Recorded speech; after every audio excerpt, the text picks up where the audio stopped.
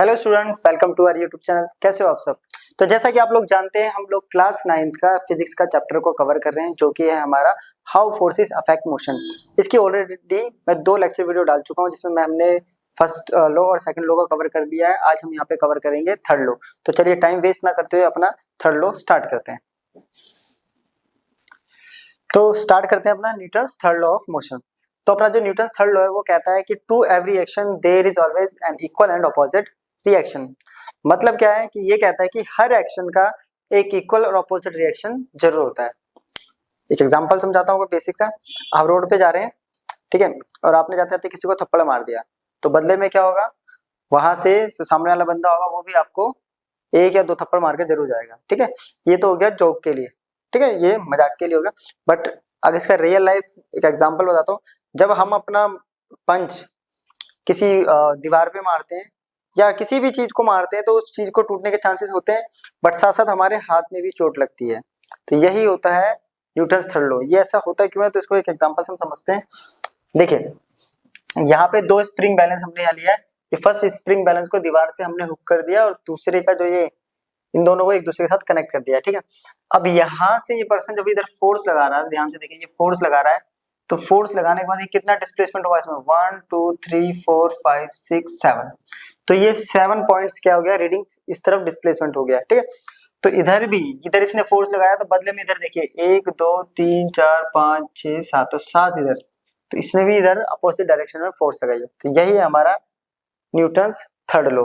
तो ये क्या कहता है कि अगर ये 2 बॉडी आपस में टकराती हैं, ये बॉडी 1 है और ये बॉडी 2 है, तो ये बॉडी 1 पे फोर्स लगेगी 2 की वजह से, और यहाँ पे 1 भी फोर्स लगाएगा 2 पर, तो 2 पे फोर्स लगेगी 1 की वजह से। तो F12 क्या है, force on object 1 due to object 2, और फोर्स 2 1 क्या कर रहा है, force on object 2 due to object 1। तो ये क्या कह रहा है कि हर एक्शन का एक इक्वल और अपोजिट के लिए लेंगे हम माइनस। माइनस का मतलब होता है कि साइन क्या बता रहा है, डायरेक्शन अपोजिट। तो हर एक्शन का एक अपोजिट रिएक्शन होगा। इट मींस कि जो फोर्स 1 2 पे थी और जो फोर्स 2 1 पे थी, दोनों इक्वल होंगे बट एक दूसरे के। तो यहाँ पे जो नेगेटिव साइन है वो क्या रिप्रेजेंट कर रहा है, क्या कर रहा है, अपोजिट डायरेक्शन। अब इसके बहुत सारे रियल लाइफ में क्या है, एग्जांपल्स। हमारे पास इसके रियल लाइफ में बहुत सारे एग्जांपल हैं, ठीक है। तो एक एक करके हम सबको समझेंगे, ठीक है। इसको नोट करो। अब पहला एग्जांपल, तो फर्स्ट एग्जांपल कह रहा है रिकॉइलिंग ऑफ गन। गन का रिकॉइल होना। अब रिकॉइलिंग ऑफ गन क्या है, पहले तो वो समझते हैं, ठीक है। तो आप लोगों ने मूवीज में देखा होगा, ठीक है। मूवीज में क्या होता है, जब भी बुलेट फायर होती है, मान लेते बुलेट की डायरेक्शन ये है, तो ये हो गया एक्शन फोर्स, इस डायरेक्शन में बुलेट फायर हो रही है। तो देखा होगा कि गन जो है वो बैकवर्ड डायरेक्शन में क्या होती है, मूव। ये हो गया रिएक्शन, बैकवर्ड डायरेक्शन में मूव करती है। ये जो बैकवर्ड डायरेक्शन में मूव कर रही है, जिस वेलोसिटी से मूव कर रही है, उसको कहते हैं रिकॉइल वेलोसिटी, और इस फिनोमेना को कहते हैं रिकॉइलिंग। ये है रिकॉइलिंग, ठीक है। तो ये होता है हमारा रिकॉइलिंग ऑफ गन। क्या कह रहा है, when a gun is fired it exerts a forward force on the bullet, the bullet exerts an equal and opposite force on the gun, this result in the coil of the gun, ठीक है। Action हुआ, action का क्या हुआ, equal और opposite reaction हुआ backward direction में, जिसकी वजह से गन जो है पीछे की तरफ मूव होती है। अगर उसको टाइटली नहीं पकड़ेंगे तो उससे चोट भी लग सकती है, चलाने वाले के हाथ में भी, ठीक है।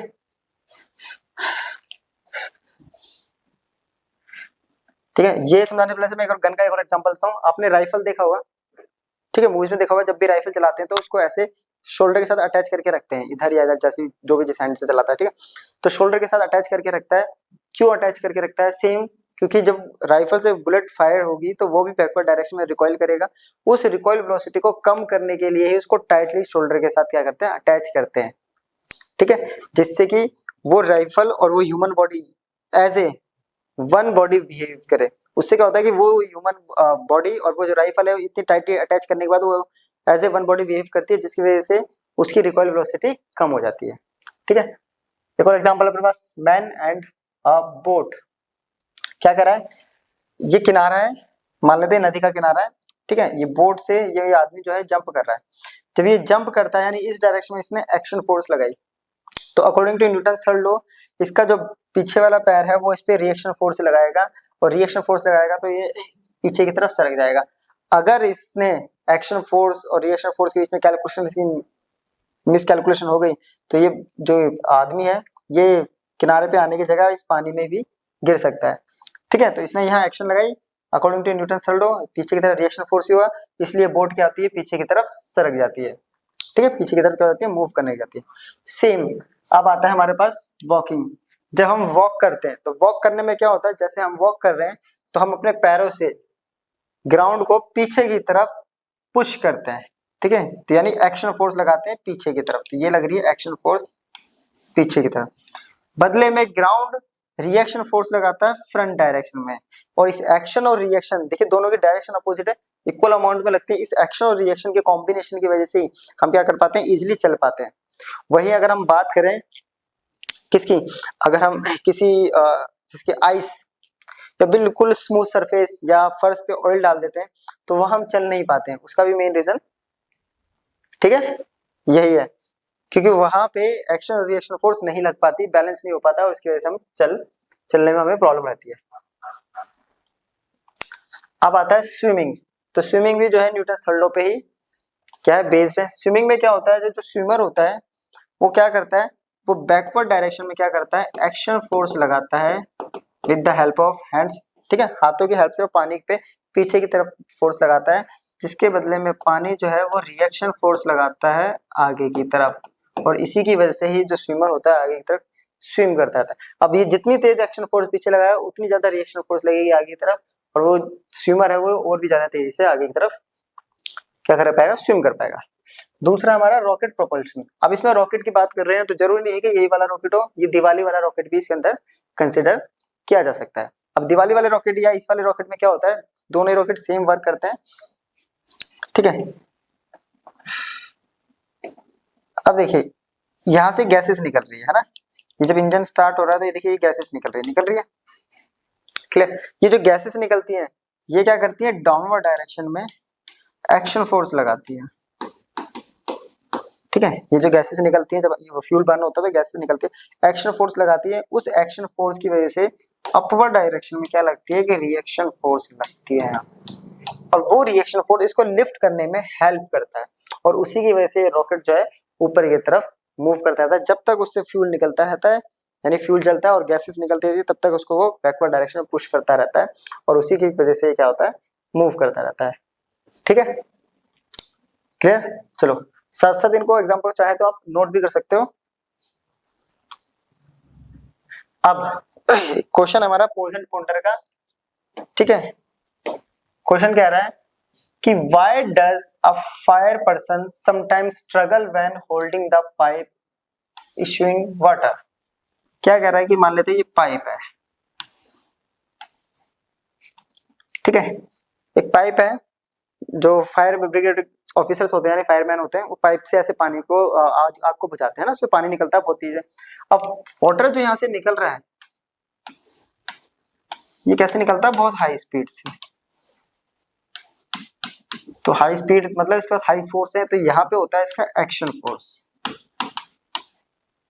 ठीक है, अब न्यूटन थर्ड लॉ के अकॉर्डिंग इस पे एक रिएक्शन फोर्स भी लगेगा, इस डायरेक्शन में, जिस डायरेक्शन में पकड़ रखा है, तो यहाँ लगेगा रिएक्शन फोर्स। इस रिएक्शन फोर्स की वजह से डिफिकल्टी होती है, तो उस डिफिकल्टी को कम करने के लिए क्या करते हैं, कई बार दो फायर पर्सन या फायर ब्रिगेड ऑफिसर या तीन फायर ब्रिगेड ऑफिसर उस पाइप को पकड़ते हैं। अगर उसका फोर्स ज्यादा है यानी एक्शन फोर्स ज्यादा है पानी की निकलने की, तो क्या करते हैं वहां पे दो या तीन फायर ब्रिगेड ऑफिसर उसको पकड़ते हैं और तब जाके आगे बुझाएंगे। अगर नहीं बुझाएंगे पकड़ेंगे तो पाइप जो है टेढ़ी मेढ़ी जाएगी, और जरूरी नहीं है कि वो आग पे ही जाए, वो साइड वालों को ज्यादा गीला करेगी। यही सेम आप उसमें भी देख सकते हैं, घरों पे आपको देखने को मिल जाएगा, जो अपने पास पाइप पड़ी होती है रबड़ वाली। ठीक है, ये मान लेते हैं रबड़ वाली पाइप अपने पास, इसको टैप से कनेक्ट करते हैं, है ना, जैसे पानी भरते हैं हम लोग, जैसे टैप से कनेक्ट करेंगे और टैप में जो पानी का प्रेशर होना चाहिए वो बहुत अच्छा होना चाहिए, उससे फिर जमीन पे पटक देंगे। जमीन पे पटकने से क्या होगा, ये पानी जब ऐसे जमीन से टकराएगा तो एक्शन फोर्स, तो एक्शन फोर्स होगा तो यहाँ रिएक्शन भी होगा। तो एक्शन रिएक्शन की वजह से आप देखना इसको, ग्राउंड पे ये जो पाइप है ना वो स्टेबल नहीं रहती, वो मूव करती रहती है, जैसे कि सांप चलता है कुछ टाइप से, धीरे धीरे धीरे ऐसे करके मूव करती है। वो क्यों मूव करती है, तो according to Newton third law ये जमीन पे एक्शन फोर्स लगाता है और बदले में पानी पे रिएक्शन फोर्स लगता है, यानी और पानी की वजह से किस पे लग रहा है, इस ट्यूब पर, और ये ट्यूब जो है मूवमेंट करती है, इसीलिए 5% को इसको पकड़ने के लिए डिफिकल्टी होती है। नेक्स्ट क्वेश्चन कह रहा है, suppose a spacecraft is moving in a region of space where the gravitational force acting upon it negligible, suggest how can it change its velocity. ठीक है, तो ये भी पोजन बाउंड्री का क्वेश्चन है, मैं साथ साथ पेज नंबर भी लिख देता हूँ किस पेज नंबर का है। ठीक है, आप क्वेश्चन आपको आपके एनसीईआरटी में मिल जाएगा, जो आपके पास एक्सप्लोरेशन बुक है उसके अंदर है। क्या कह रहा है कि मानते हैं कि ये एक स्पेस क्राफ्ट है, ठीक है, ये एक ऐसे रीजन में मूव कर रहा है स्पेस में जहां ग्रेविटेशनल फोर्स नहीं है, यानी ग्रेविटेशन कितनी है, ठीक है, तो सबसे पहले कह रहा है कि ग्रेविटेशनल फोर्स कितनी है, नेग्लिजिबल, हम जीरो ही मान लेते हैं। ठीक है, अब ग्रेविटेशनल फोर्स जीरो है तो ये कह रहा है, तो ये अपनी वेलोसिटी कैसे चेंज करता है। अब न्यूटन थर्ड लॉ के अकॉर्डिंग, अगर थर्ड लॉ की हम बात करें तो इसने यहाँ एक्शन लगाया था और उसके बदले यहाँ इस पे रिएक्शन हुआ था। चलो ये तो हमारा उड़ने तक हो गया, ठीक है, उड़ने लग गया। ठीक है, अब आता है कि ऊपर जाने के बाद ये अपनी वेलोसिटी कैसे चेंज करता है। तो इसके अंदर होता है इंजन, है ना। अब इंजन के अंदर जो फ्यूल बर्न होता है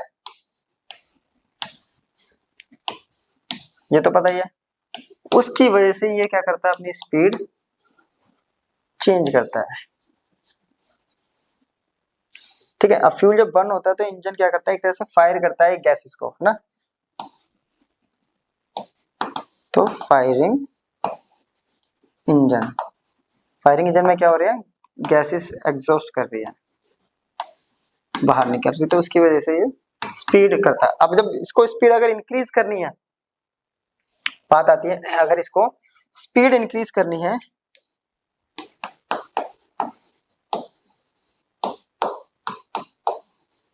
तो क्या करेगा, तो ये ऑपोजिट डायरेक्शन में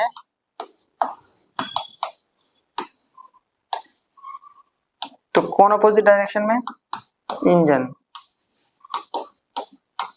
फायर करेगा, है ना।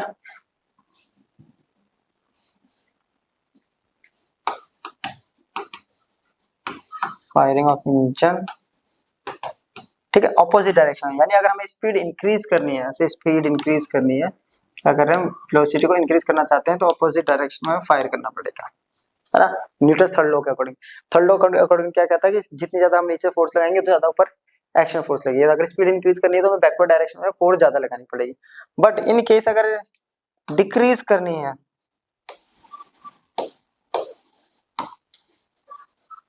तो हमें क्या करना पड़ेगा,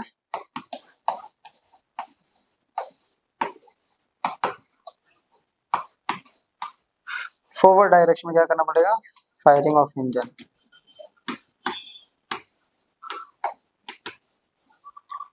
ठीक है, अगर हमें क्या करना है, वेलोसिटी को क्या करना है, डिक्रीज, तो हमें इसी डायरेक्शन में ही इंजन जो है इसी डायरेक्शन में फायर करेगा, तो इससे क्या होगा कि यहाँ पे न्यूटन थर्ड लॉ अप्लाई नहीं हो रहा है। ठीक है, तो इसी डायरेक्शन में, यानी वेलोसिटी डिक्रीज करनी है तो इसी डायरेक्शन में हमें क्या करना पड़ेगा, इंजन को वर्क करना पड़ेगा, इंजन जो है इसी डायरेक्शन में फायर करेगा। ठीक है, बट अगर इसको मुड़ना है तो डायरेक्शन चेंज भी तो करनी है, अगर डायरेक्शन चेंज करनी है तो क्या करेगा, अब आती है बात डायरेक्शन चेंज। अब डायरेक्शन चेंज सिंपल सी बात है कि सारा का सारा गेम तो यहाँ पे इंजन का है, इंजन ही कर रहा है, इंजन, और इंजन से जो गैसेस निकल रही है उससे, तो यहाँ पे क्या करेगा, जिस डायरेक्शन मुड़ रहा है तो डेफिनेट एंगल पे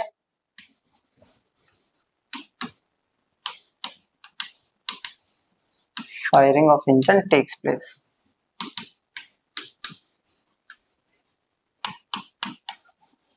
एक डेफिनेट डायरेक्शन में इंजन को क्या करना पड़ेगा, फायर करना पड़ेगा। जिस डायरेक्शन में मुड़ना उसके अकॉर्डिंग अपने एक डेफिनेट एंगल पे उसको फायर करना पड़ेगा, तब जाके वो मुड़ पाएगा, ठीक है। अदरवाइज वो बैंड नहीं हो पाएगा, अपनी डायरेक्शन को चेंज नहीं कर पाएगा। तो ये इसका मेन क्या हो गया, आंसर्स, ठीक है। अब आता है एग्जांपल नंबर 6.7। तो एग्जांपल कह रहा है कि फिगर अपने पास 6.33, the earth and the fruit apply equal and opposite gravitational force on each other, then why does the fruit moves toward the earth while the earth does not seem to move toward the fruit. क्या कर रहा है, देखो ये fruit इससे गिर रहा है ना। तो सिंपल सा फोर्स क्या हो रहा है कि न्यूटन थर्ड लॉ कहता है कि फोर्स ऑन फ्रूट मान लेते हैं इसको, और फोर्स ऑन अर्थ दोनों इक्वल लगाते हैं बट अपोजिट डायरेक्शन में, है ना। यानी अर्थ उसको नीचे खींच रही है और वो नीचे की तरफ, वो नीचे से अर्थ को खींच रही है, बट हमेशा फ्रूट ही क्यों मूव करता है, अर्थ क्यों नहीं मूव करता फ्रूट की तरफ। हमेशा हमने देखा जो छोटी ऑब्जेक्ट है वही अर्थ की तरफ, अब जरूरी यहाँ पे फ्रूट हो, कोई भी छोटा ऑब्जेक्ट है वही अर्थ की तरफ मूव करता है। क्या अर्थ मूव करती है?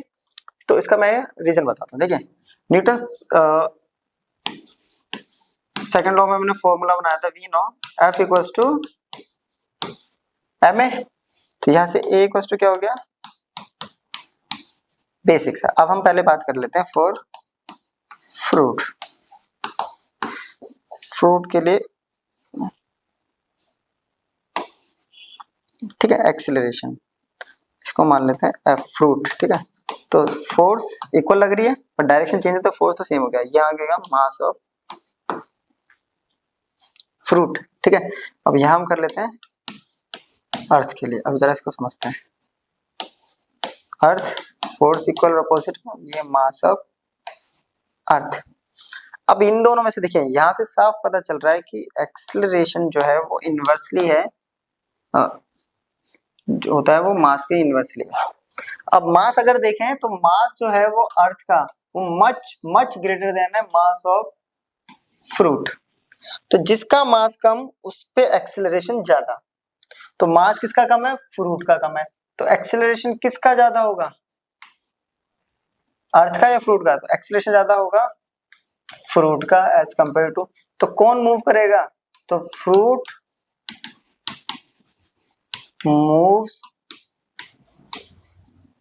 टुवर्ड्स, तो ये मेन रीजन होता है इसके पास। दोबारा समझते हैं, देखिए दोनों में से जो सबसे ज्यादा मास है वो अर्थ के पास है ना। और एक्सेलरेशन कहता है कि F बाई एम, फोर्स तो दोनों ही इक्वल लगा रहे हैं, ठीक है, और मेंशन भी कर रखा है equal and opposite gravitational force, force दोनों इक्वल लगा रहे हैं।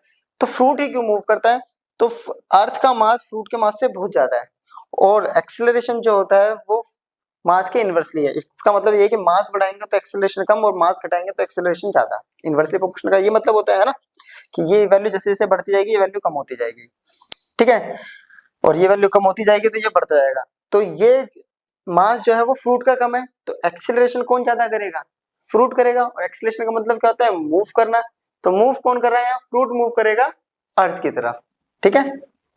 चलो नेक्स्ट क्वेश्चन है, when a 0.1 kg bullet is fired from a 5 kg gun with a force of 2 Newton, the gun recoils. What are the magnitude of initial acceleration of the bullet and the gun? तो ये question है simple सा। Example number 6 में कह रहा है कि एक 0. kg की बुलेट है, तो सबसे पहले हमें क्या दे दिया, बुलेट का मास, इसको ले लेते हैं m से, और 5 kg के गन से फायर हो रहा है,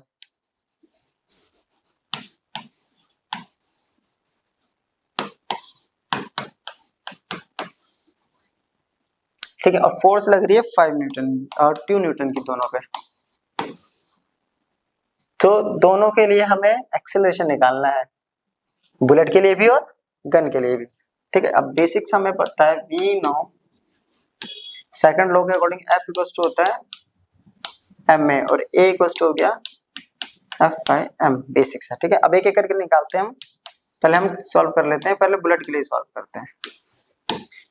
तो A of bullet equals to क्या हो गया, F बाय m, ठीक है, एक्सेलरेशन ऑफ बुलेट, ठीक है, b फॉर बुलेट।